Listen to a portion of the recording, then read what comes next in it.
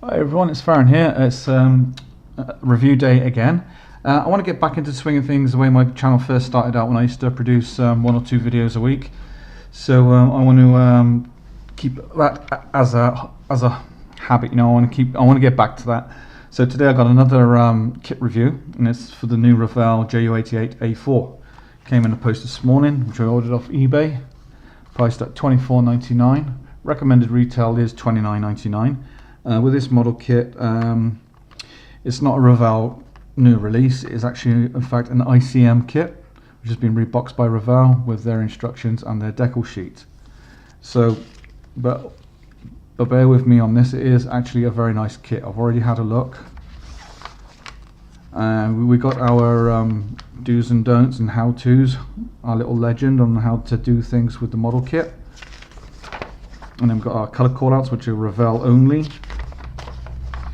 Okay, and then a little table down how to mix paints. And then we've got the sprue trees, sprue maps on 2 pages there. Quite a few parts not being used, but not too many, so it's okay. So on the actual part of the cockpit here, there are 23 stages to the cockpit.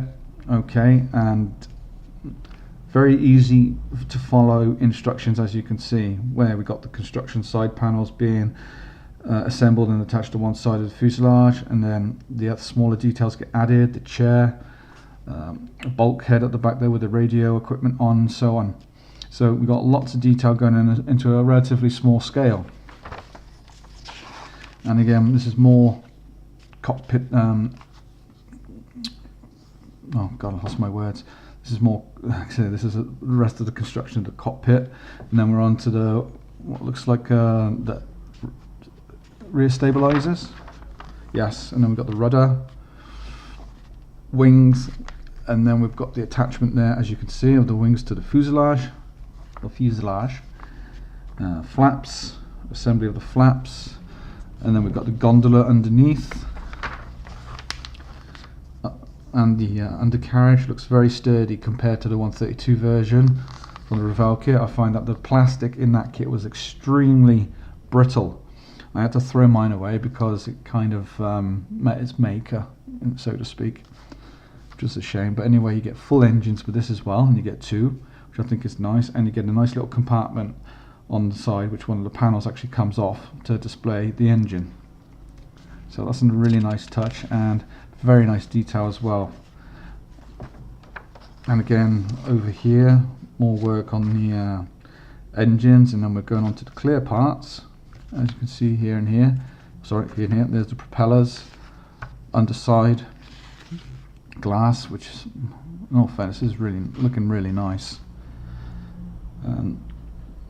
Nice, yeah. You got your bombs over here, and you've got the pylons that they sit on, and then you've got the final assembly here where you're attaching your wheels and your bombs and all your small details.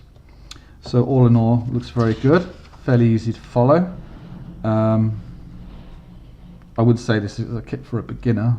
By far, it's there are some very fiddly details, quite complex, more for the intermediate user, I would say.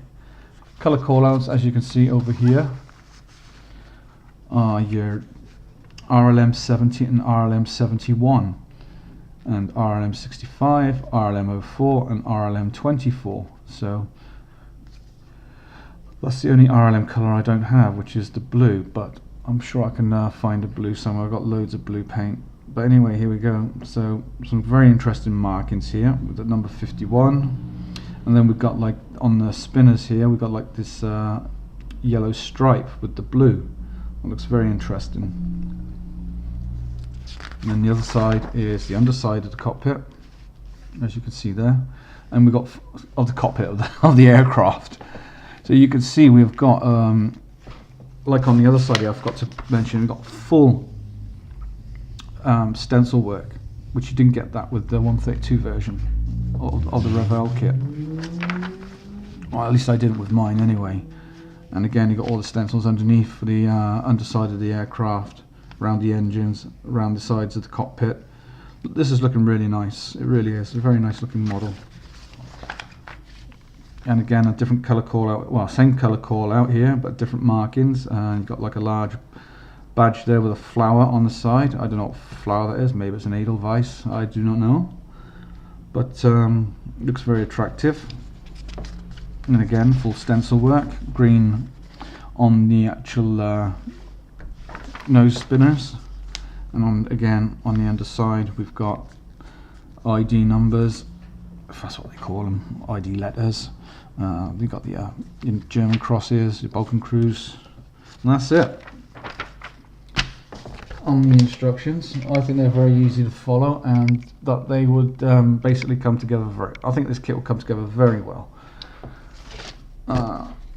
And then we have the decal sheet. It's not cartograph, it just says a subsidiary of Hobbyco Incorporated. It says it in Italy for Revell, so maybe it is, I don't know. Could be right, could be wrong, who knows, but still. They're not glossy, which is nice. Minimal carrier film, fairly thin as well. Not really feeling any tension, as it were, if you get my meaning there. There's no deep ridges. You got there we go. We've got the seat belts for the in decals. Sorry, I've lost my words today. These are for the propellers, the band to go around the rear of the aircraft, all the decals necessary to make either version, and they're very nice too. And then I'm going to use this because I was really impressed with the glass. The glass here, yeah, is very nice. There's no distortion, so I'm really impressed how this glass is working out, because it's, if you look over the yellow band there, and then see the 9s there. You know, there's a faint little ripple, but it's nothing really that's going to, you know, alter the perception of you looking into the cockpit itself to see what you've done. But the clear glass is really nice, and as you can see with my hand underneath there, it's very, very nice quality. And to show you that it's an ICM kit, you can't really see it, I'll show it in a grey sprue, but that's the ICM logo going across here. Okay, first sprue, which is the fuselage. Here we go, and as you can see, they've got some really nice recessed panel lines all the way across. Really nice, and they look like they're in scale as well, not over the top, not too deep. So this is the opposite side, that's the starboard side. And then there's the radio dials, pretty much exactly the same as the 132. There's your dashboard. Where is it? So you've got some nice dials in there, as you can see. I mean, it does supply decals, which I will use. And then down here we've got our rear stabilizers, part of the gondola. What else we've got here? Parts of the undercarriage. These are the mounts for the undercarriage. This one here and that one there. That's the first sprue out of the way. It's very nice plastic as well. And there's that. Let's get that light on so you can see. There's that ICM logo on the sprue, and that's on every single one. I'm not. No, I am bitching a bit because I was expecting it to be a Revell kit, but never mind. Anyway, here we go. Cockpit floor. There we are. There's cockpit floor, and then over here we got the tail section and rudder, and then we've got wheel well detail there, twice. You've got this nice open part of the cowling here, an inspection hatch, I imagine, for the engine itself and all its covers.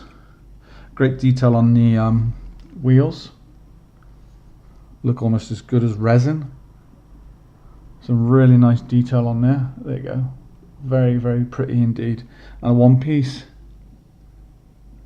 rear landing gear as well, which is really nice. Nice and hopefully that'll be nice and sturdy. And you got these thin propellers there, and you got their nose cones next to them.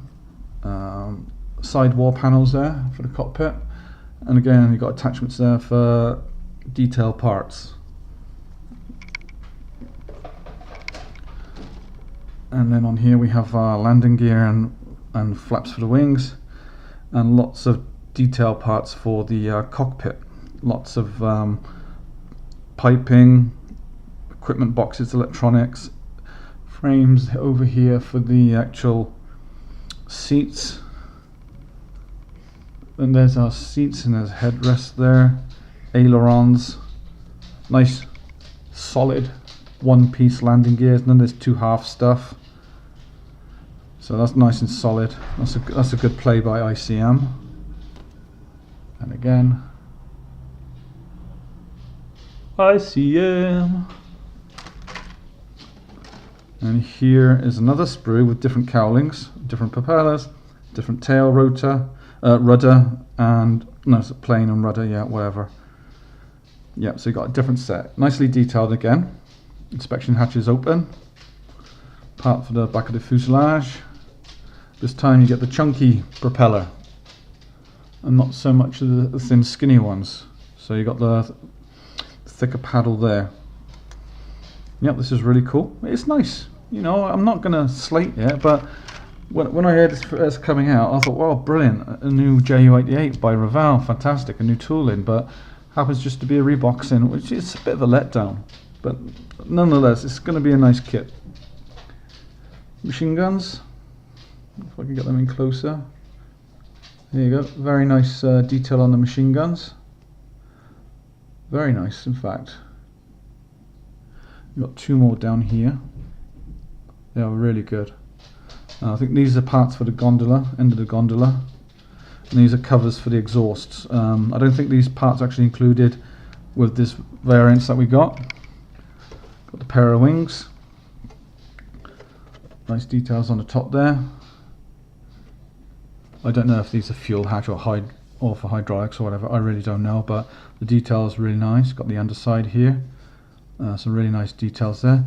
You got like this little wavy bit of where the plastic has actually been in the cast, but it doesn't really affect any of the surface detail. It's just something that you can see it going along there.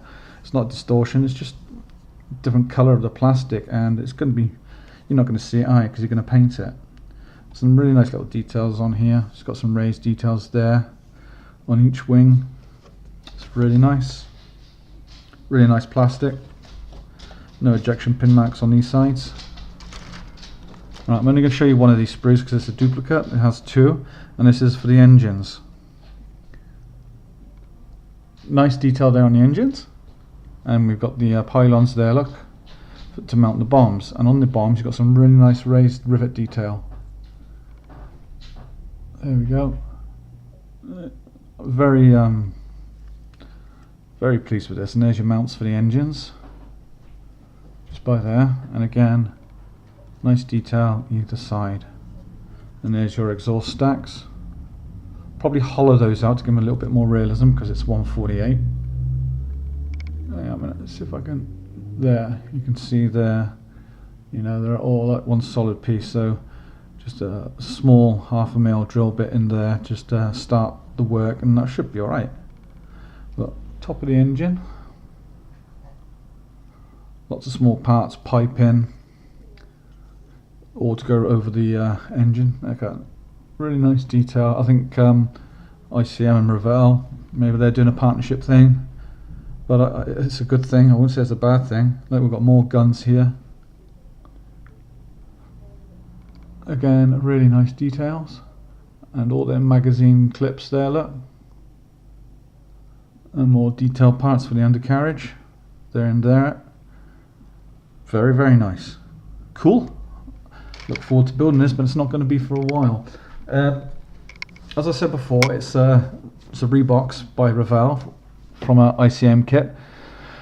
Can't see any manufacturing date on the actual ICM kit, but I think it's a couple of years old. But it is still a very nice model. Looking at it, because the Messerschmitt that I bought the other week, that's actually a nice model. I haven't started it yet. I'm going to be starting it very soon. hopefully this weekend, and see how I get on with that. But this kit, first initial looks of it, yeah, it looks really nice. How it goes together, I don't know. I'm sure it will go together very well. I have not heard any bad things about ICM models. I know this is actually a Revell model kit, but it's an ICM model, and it's nice, and we shall see how it goes together. So if you like the video and you want to see more, hit the like button, and please subscribe. All this helps, and leave a comment. If you can leave me feedback, tell me what you want to see. That helps me to help you. Okay guys, thank you so much for watching, and I'll see you all in the next one.